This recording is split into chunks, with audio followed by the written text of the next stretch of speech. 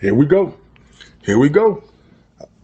I wasn't going to do a video on this Gabby and Brian situation, but oh my goodness. Look who we have now. We have Dog the Bounty Hunter interest in this case. What's so special about this case that now we have celebrities and everybody else so interested in it? Why? Somebody tell me. I'm just trying to figure out myself. But I think I have an idea. It was more of a distraction. It took our mind off of what's really going on down at the border. Look at it. All these Haitians allegedly travel to United States border. Look, clean. They was clean everything, but now they're gone. The migrants are gone now. So we really, truly about to find out what really happened to Brian Laundrie and the real truth about the main story. Gabby Petito. That's just it. I don't understand why this guy, the Dog, the Bounty Hunter's into this mess, but only to criticize on Brian. But we about to find out this whole deal, and it's all about what happened to Gabby. What truly happened to Gabby? Because they haven't even charged this guy. So let's just really get in and listen to Brian talk to the police. All right, let's just take a breather and like walk away for a minute. I'll lock the van up and I'll go for a walk this way, and you can go walk that way on the block. Because that room, I want to come move right. Yeah, nice area. You can go either way. It's all shaded. So it's just, I don't have my phone. I don't have a phone. So she goes off without me. All right, I'm on my own. So I was saying, let's just go for a walk, and she was trying to get the keys for me. So I just go, just wait back up, and that's what she. And I didn't get overtly physical. I was just trying to keep her away and not get hit. And then I got really loud, and like that's probably whoever's attention where I was going, back up, get away, just give me a Okay, so you said you pushed her to create some distance, obviously, right? What happened after that? What got the scratches on your eye? The phone. The phone. So you pushed her and she hit you? She was. It wasn't like a push, and she jumped on me. She was already. She was already, I don't know, she was already swinging, and I was like, a lot of angles, a lot of nails, a lot of things. Yeah, you got 3 scratches in your neck, you got 1 on the left side of your neck, you got 1 in the face here, and you got 4 bullets bleeding over there. So it's up 2 hands. Do you mind lifting up your right sleeve for me? I'm curious about something. Oh, okay. It's a little bit together. I suppose fingernails, but I'm not complaining. I'm not complaining about this. Is it bruised or tender or anything like that? No. Okay. I'm fine, and I look at it. I hope she doesn't have too many complaints about me. I'm just, I feel bad I didn't get so public. I was just trying to be loud and listen. I'm trying to make her calm down and be like, look, everyone's watching. My mom told me this. She said if a woman is willing to fight you, she don't respect you as a man. If a woman attack you, she don't respect you as a man. If a woman attacks your face, try to scratch up your face, try to mess up your face, she do not like you at all. And that's what we see right here. Look at them. That's all I got to say.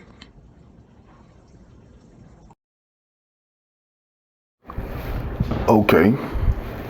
Now, did y'all not see the officer point out how many scratches and scars and everything that he has on his body? And nobody looking at that. No one looking at that. Why? I mean, I'm going to show you when they pull her out and talk to her. I didn't see no officer counting how many scratches and scars she got on her, but y'all don't get it. If he was slapping this girl, if he was hitting this woman, why there's no bruises or anything on her face? Why? I mean, that's what the 911 caller said. That's what everybody else called him abuse. John Walsh. Come on. Let's continue.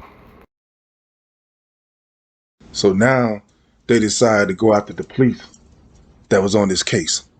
They trying to hit these guys. they saying they didn't do their job right. That's absolutely bullshit. Okay, that's bullshit, bullshit, bullshit. They did their job. They did everything they supposed to do. I mean, yes, I would have took both of their asses in. I'd have locked both of them up. But that's a judgment call. You know what I'm saying? There's plenty of times that they had made judgment to lock people up or let them go. So this is not anything new. And they coming down on them. They did everything right. People, come on, man. Come on, guys. They separate them. You can't help them. You cannot help what happened after. Later on, the next day or the day after that, they did their job, man. Y'all need to leave these police alone, man. This is bullshit, and it gets on my nerve. Every time they got to get down on the policeman, whether Black Lives Matter or anything else. The policeman calls this, the policeman called that. These guys did what they supposed to do, man. They investigated. They realized who was the damn victim and who weren't. That's just it, man. Exactly. They got the hotel. They split them up. They did their job. They put Brian in the hotel, and then Gabby has the van. All right? But here's the problem. Everybody like, oh, why they didn't put her in the hotel and gave Brian the van? Bullshit. Brian the one that suffered all the injuries. Did you look? Did you look at that? Huh? Did y'all see that? What did Gabby have on her? Not a damn thing.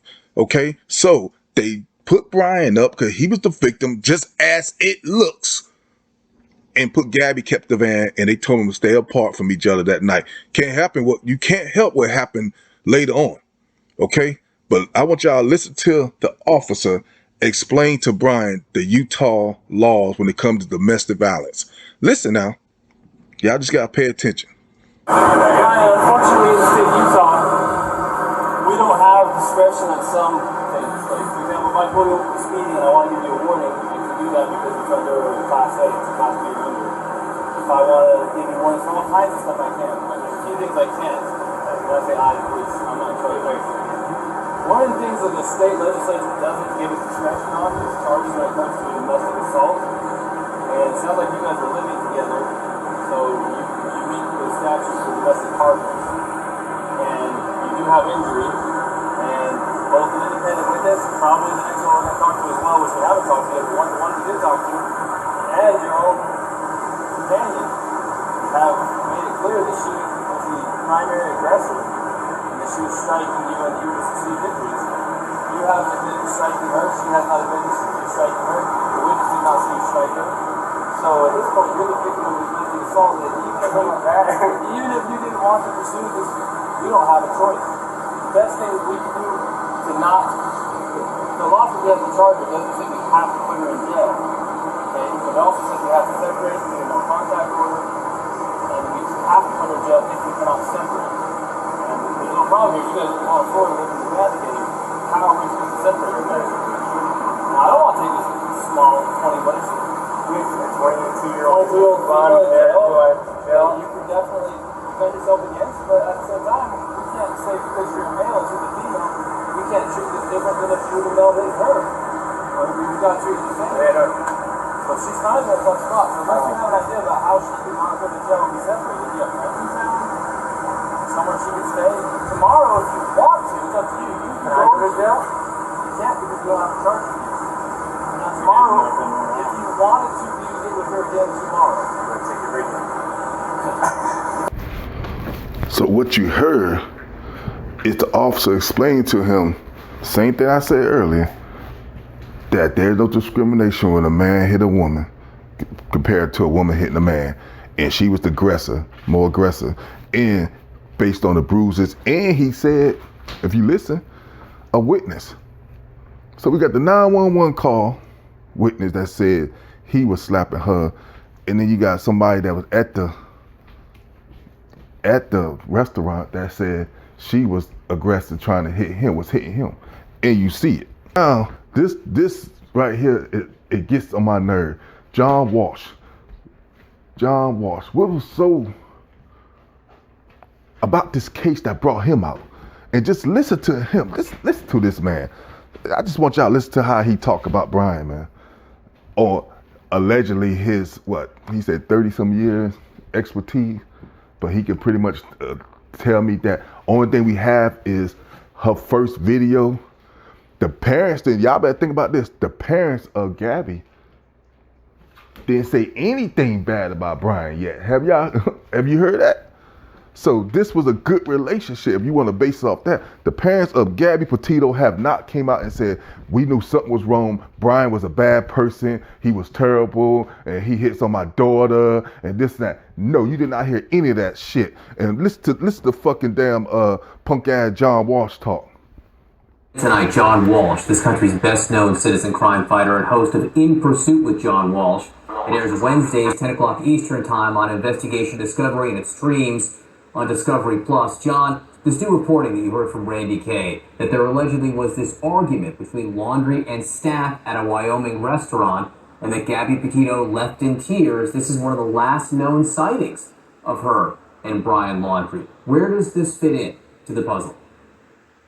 It fits in with the puzzle that he's a coward, that he's an abuser, and that she was a very abused, damaged woman as a victim of domestic abuse. Now, y'all hear that? Now look at Gabby. Look at her at this time. Look at her. Now, do she look? Now she is. You can see that she has some mental problem, but I don't see any bruises on this woman. I don't see anything that indicates that she been getting beat. I don't even see a slap mark on this woman. She white as day. I don't give a damn. This just happened at the time of this. She should have some type of mark on her. She fought this man. You see all the mark on Brian, but you don't see any mark on her. And John Walsh talking about he's a coward, he's abusing, and she's a victim of abuse. Come on, man. Fuck you, John Walsh. You don't know the fuck you talking about. Your punk ass. That's the reason why I'm doing this too. Because you got Dog the Bounty Hunter coming out. For what? What's so special about this case that you didn't bring your ass out? You either John Walsh, you didn't bring your ass out about any other case that occurred. You know what I'm saying? What is this? I really believe this is a fucking damn distraction dealing with that migrant shit down there at Texas, man. So all of a sudden, all the migrants gone. So now guess what, guys? We about to find out what truly happened to damn Gabby Petito. And we finna find Brian, because I guarantee this, his ass is not in them damn swampland. His ass went right back up there to Wyoming and killed his damn self next to the woman that he loved because he accidentally made a mistake and hurt her.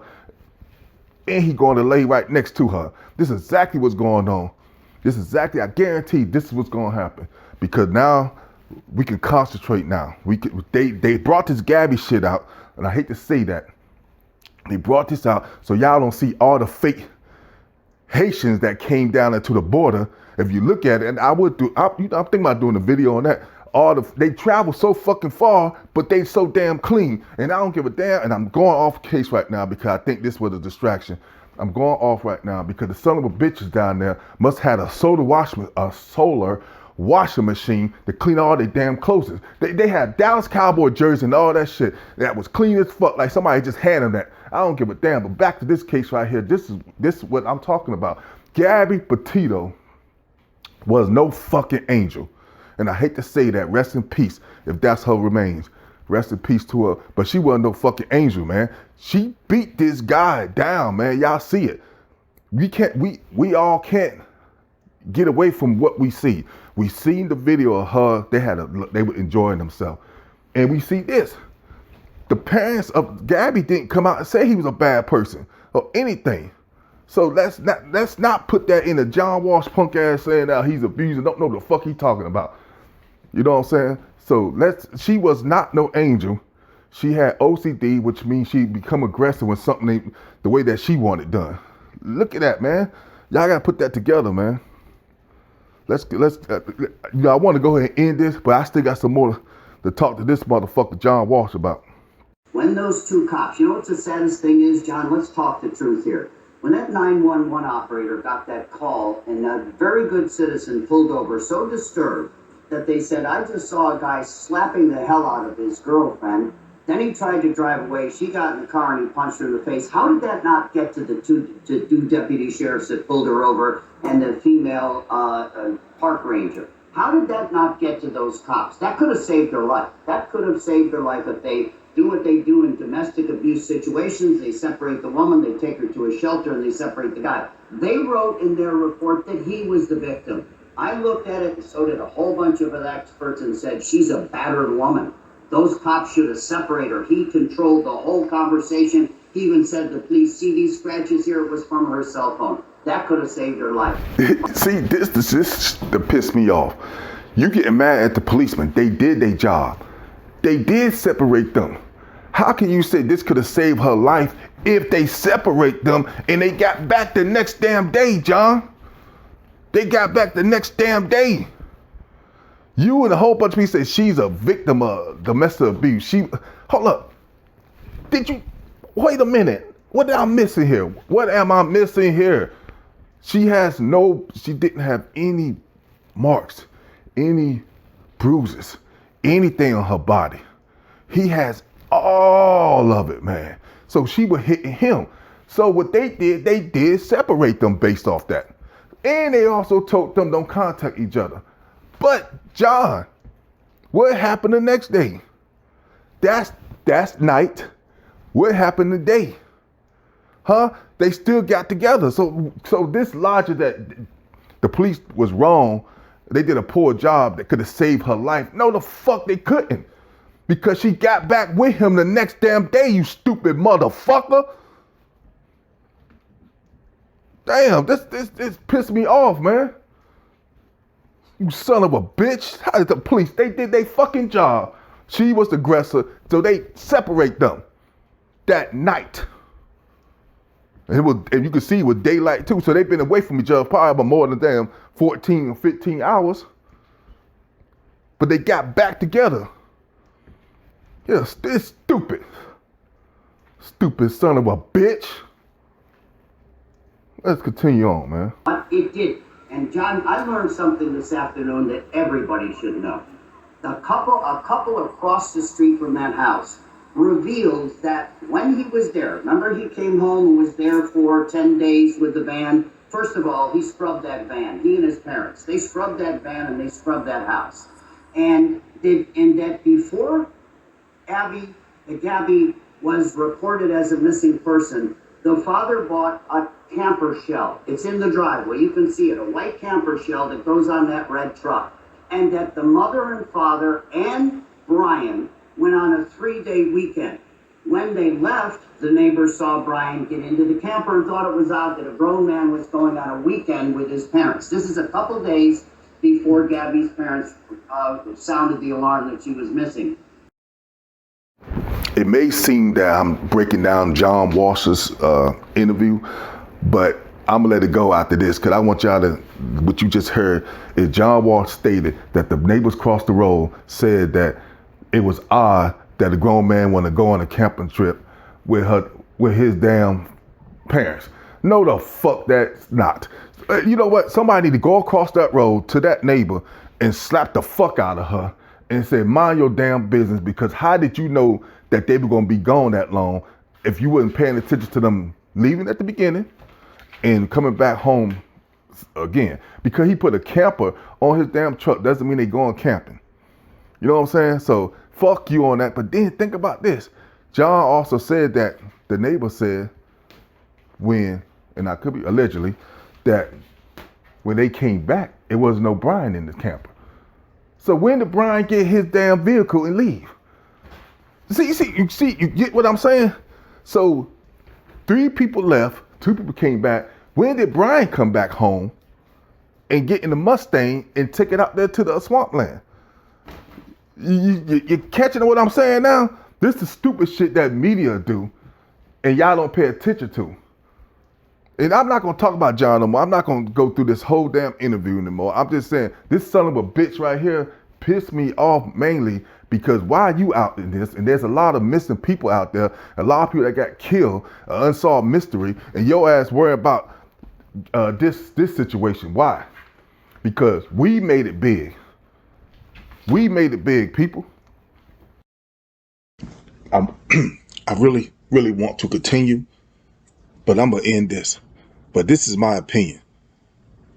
Gabby wasn't no fucking angel. Brian was no fucking angel. but I guarantee they loved each other. And I want to say this, man. I really want to say that something occurred up there accidentally. Brian came back home to get things in line, and he made his way back up there.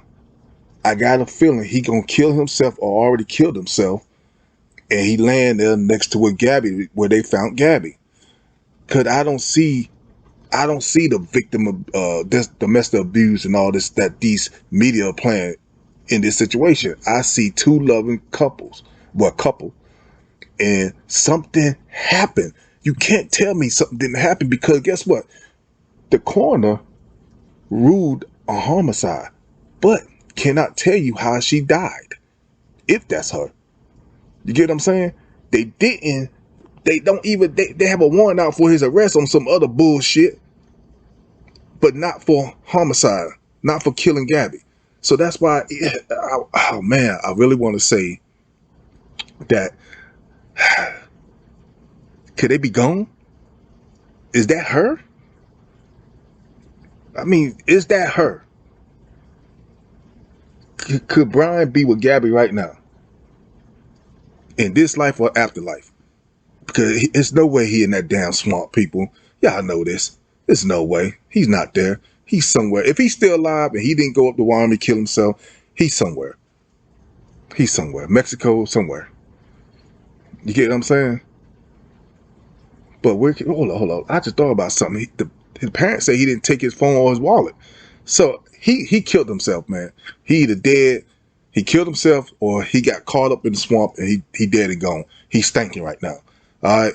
But we're going to find out anyway, because like I said, they done clear up the migrants down there at Texas border, so we ain't got to worry about that anymore.